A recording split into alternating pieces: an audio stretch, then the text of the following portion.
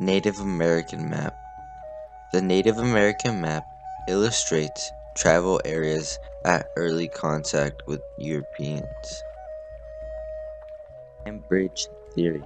The land bridge theory was first proposed in 1530 by José de la Costa and has been widely accepted since the 1930s. The land bridge theory proposed that the first migrants came from Siberia through Alaska, crossing the land bridge that is now the current-day Bering Straits. Archaeologists have largely concluded that the first American migrants into North America came from Asia more than 14 to 20,000 years ago. Native American creation story. In the beginning there was just water. All the animals lived above it, and the sky was overcrowded. They were all curious about what was beneath the water, and one day Dionysi, the water beetle, volunteered to explore it. He explored the surface, but could not find any solid ground. He explored below the surface to the bottom, and all he found was mud, which he brought back to the surface. After collecting the mud, it began to grow in size, and spread outwards until it became the earth as we know it. After all this had happened, one of the animals attached his new land to the sky with 4 strings. The land was still too wet, so they sent a great buzzard from Gullianti to prepare it for them. The buzzard flew down, and by the time that he reached Cherokee land, he was so tired that his wings began to hit the ground. Wherever they hit the ground, a mountain or valley formed. The animals then decided that it was too dark, so they made the sun and put it on the path in which it still runs today. Defining physical characteristics of any Native American depends solely to which tribe you are referring. The Cherokee Indians, for instance, have high cheekbones, a bent nose, reddish-brown skin tone, and coarse dark hair, as well as almond-shaped heavy eyes, a trait that is due to an extra fold in the eyelid. Sometimes they have crooked fingers, especially the little fingers. Blood quantum. Native American identity may be a source of strife for some who resent the concept of being validated by the U.S. federal government. This is done through the practice of blood quantum. Blood quantum is the percentage of blood that measures how native the American is. The minimum varies between tribe, but the constant question consists: who should be asking this question and why? Questioning the native aspect of one's identity, especially when basing it off federal standards, is controversial in the least. The amount of recognition by the federal government is proportionate to the amount of benefits that tribe or person will receive. Money, politics, and facts are the obstacles to full recognition, not to mention other tribes. Take the Lumbee people. They are only partially recognized, whereas the Costanoan or Ohlone people of California have unquestioned Aboriginal antecedents. This means they were once declared extinct, yet here they still stand with their strong traditions, active community, fierce sense of identity, and the determination to be fully recognized by the federal government. Their struggle can be traced back to a mid-19th century treaty requiring them to prove they are indeed Native American. Another problem is what the Colorado River Reservation faces. Their origins start with a formal recognition by the federal government, so their historic origins are lost. The choices between having elements of Mojave, Chemehuevis, Hopis, Navajos, or Colorado River Indian tribes are a topic of contention. Native Americans and the alcohol enzyme. A stereotype can be found in the perceived alcoholism of Native Americans. However, science has an explanation for the phenomenon. When alcohol reaches the liver to be metabolized, it is converted to acetaldehyde by the enzyme alcohol dehydrogenase, which the Native Americans don't have. Acetaldehyde is responsible for some discomforting effects if not converted to acetate. These effects are avoided with the protective genes found in Japanese and Chinese populations, but not in Native Americans. Some effects are rapid increase in blood flow to the skin of the face, neck, and chest, rapid heartbeat, headache, nausea, and extreme drowsiness.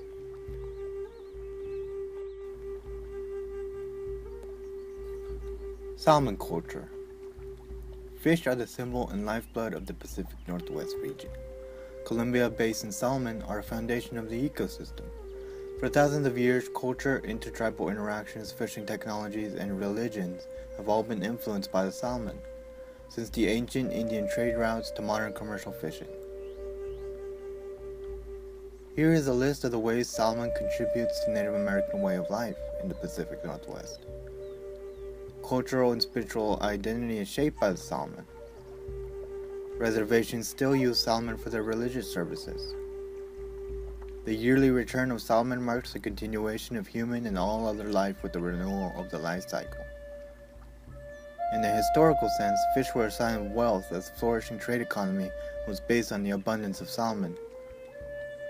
Many Native Americans prefer fishing as their livelihood. Salmons and the rivers provided the Native Americans with their sense of place. The Creator put them there, and they are obliged to remain and protect their place. Salmon are indicator species. The other species, such as elk, deer, roots, berries, and medicines that sustain the Native Americans, depend on the health of the salmon population. Salmon are an essential aspect of the nutritional health of the Native Americans. With the Native American population regrowing, the salmon's regrowth is vital as well to the survival of the culture. The annual harvest ensures that the traditional values from generation to generation are passed down. Indians would cease to be Indians without the salmon. Shamans. Shamans are the communicators between the tribe and the spirit world.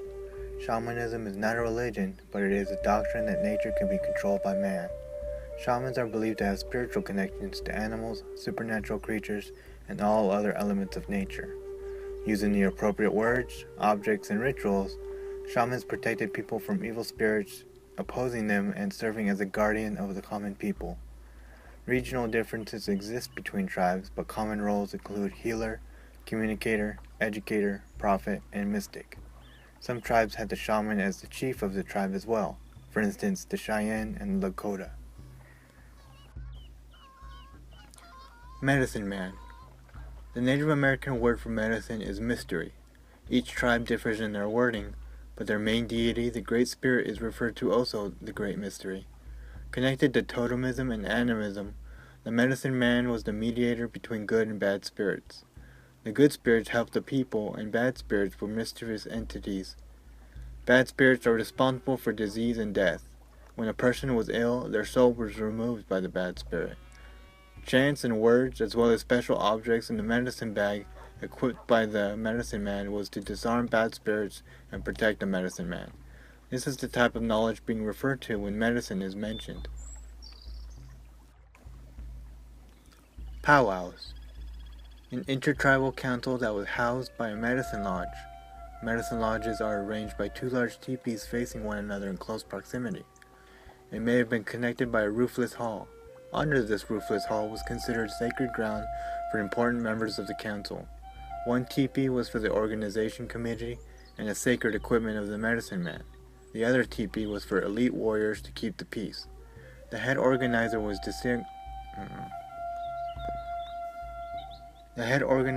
distinguished by the red parallel stripe on his face.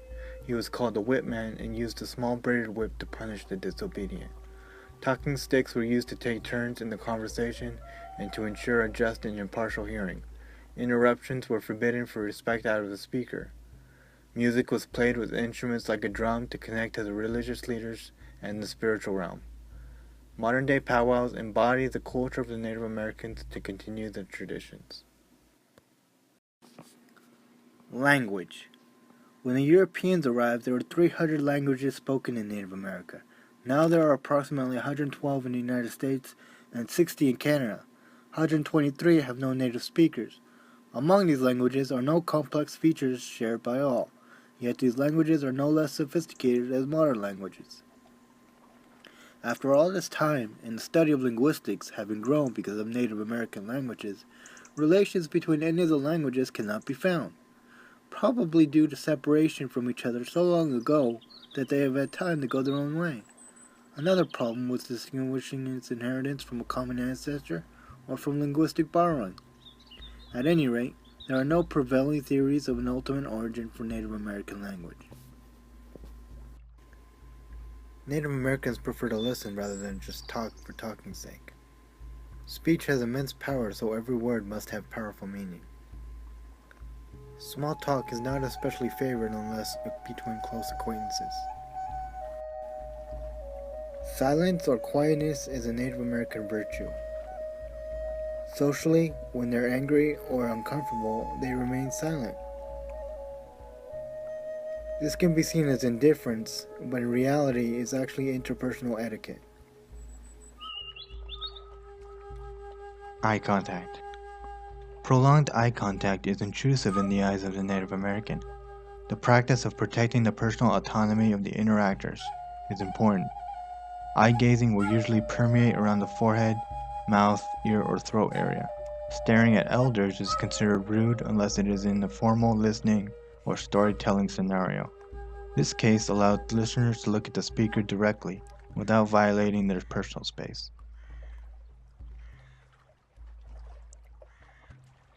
For conversing with non-natives, arm's length distance for speaking is engaged. Side-by-side arrangements rather than a face-to-face is preferred in a two-person conversation. Gestures. Gestures are typically restrained, relatively. Storytellers or elders are more likely to use them because of the larger and more frequent need for them than in a casual conversation.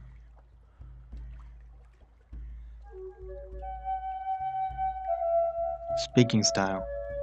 The proper adult communication tone of speaking is a relatively narrow, quiet range of pitch, tone, and volume, especially with non-natives or elders.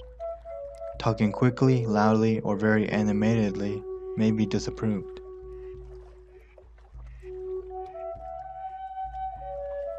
Avoidance language. Indirectness offers the opportunity to reciprocate that indirectness with subtlety and tact. Also, a personal subject or undesired topic can be avoided more easily. Elders, however, may be direct with the youth. Slander will garner no response from a Native American, because responding to the accusation lowers the Native American to the same level as the ignorance or melodrama of the accuser, as well as entering the negative space of that person. Furthermore, it is perceived as a sign of guilt to try and defend oneself using the rules of the accuser. Anglo-Saxons may perceive this as indirectness, whereas the intent may very well be quite different.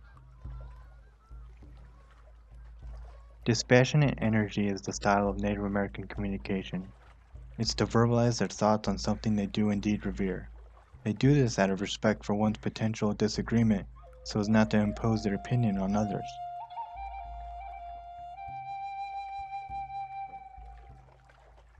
Taking turns. Taking turns in conversations is practiced respectfully by waiting a few moments in silence and waiting until the previous speaker is done talking. Rushing the process is a sign of a rash person who is impulsive and disrespects the previous speaker.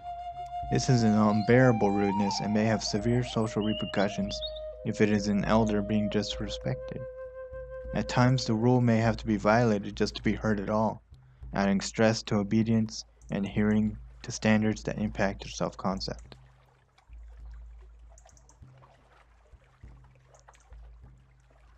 Touch. Touch contact is intimate, reserved for friends or more intimate relationships. Handshaking is light and fleeting in order to reduce imposing energy neither desired for giving or being given by the Native American. The Apache. Nomads of the southwest United States, these Native Americans derive their name from another Native American language, Zuni. In Zuni, the Apache means enemy. Being extremely strong and fit, it was said that a warrior could endure a 100-mile sprint in a day or scale a high mountain and still not be out of breath. The Apache spoke the southern Athabascan, or Apachean language. The warriors fought with bows and arrows, stoneball clubs, spears, and knives. They adapted their favorite weapon, the musket, after being invaded by the Europeans. The Apache also believed in animism, the spirituality of the animals in nature. The Gila mantra was most revered, for it symbolized preservation and survival. The Apache believed it could kill a man with just its breath. As for the enemies of the Apache, mainly the Spanish, Mexicans, and Americans were invading their land as an instigation for conflict. Teams like the Cleveland Indians, Washington Redskins, and Atlanta Braves are a few of the hundreds of professional teams that use native-like mascots or slogans. Many teams, such as Stanford University, Syracuse University, and the University of Oklahoma, have changed their offensive slogans and mascots. The majority of teams, however, remain the same. These mascots and slogans create false stereotypes of the Native American people. Rather than honoring America's first people, these are rather viewed as harmful and negative stereotypes and contribute to a disregard for the Native people. To understand this subject from another point, imagine if we changed the mascots from Indians to another race. Imagine if instead of calling themselves the Washington Redskins, they called themselves the Washington Blackskins. Or on a more extreme level, instead of Redskins, we use such terms as darky. Would this still be accepted by the U.S. people? The Europeans first landed in America in 1492 on a Spanish expedition led by Christopher Columbus. With them, the Europeans brought new diseases, such as smallpox, influenza, measles, and chickenpox. Sometimes entire villages quickly perished because of these illnesses. In 1585, English explorer Thomas Harriot observed the Europeans' visits to small Native American villages. He wrote, "Within a few days after our departure from every such Indian town, the people began to die very fast, and many in short space, in some towns about 20, in some 40, and some 60, and one 120, which in truth was very many in respect of their numbers. The disease was also so strange that they neither knew what it was nor how to cure it." The Native Americans gained their rights one piece at a time. In 1942, Congress passed the Indian Citizenship Act, which gave Native Americans a dual citizenship. They would be citizens of their own native land as well as the United States. It wasn't until 1968 when the natives gained the right to free speech, the right to a jury, and protection from unreasonable search and seizure, when the Indian Civil Rights Act was passed.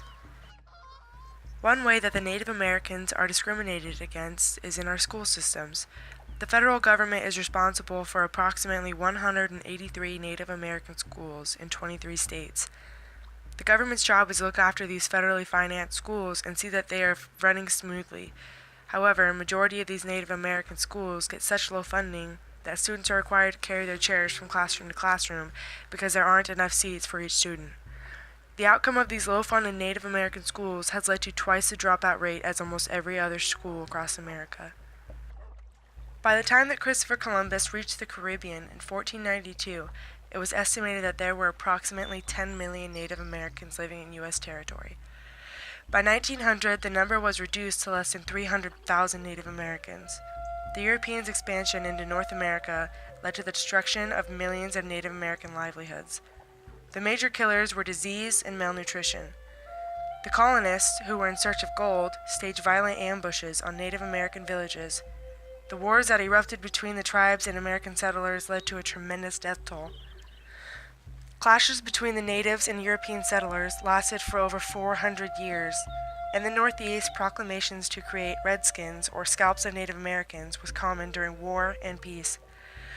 The King of Britain called for subjects to embrace all opportunities of pursuing, captivating, killing, and destroying all and every of the aforesaid Indians.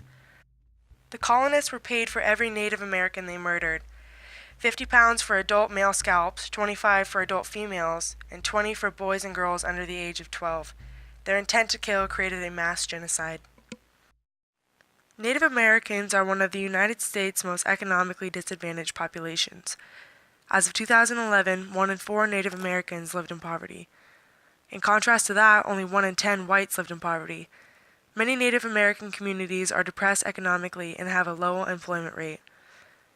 Even when Native Americans are similar to whites in terms of factors such as sex, age, educational level, marital status, and state of residence, their odds of being employed are 31% lower than those of whites.